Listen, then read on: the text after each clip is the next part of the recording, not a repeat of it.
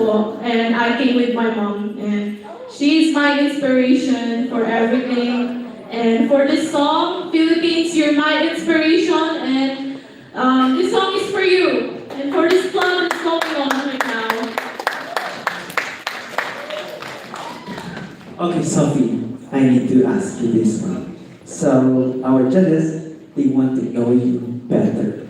Why is going up on stage such an important opportunity for you right now?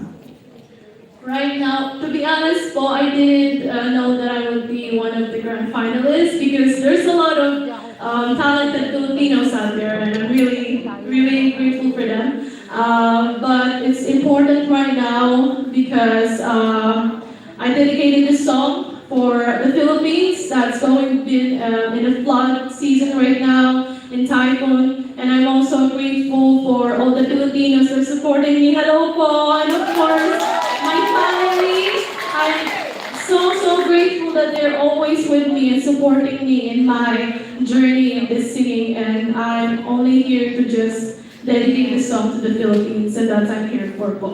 Thank you. Once again, Sophia.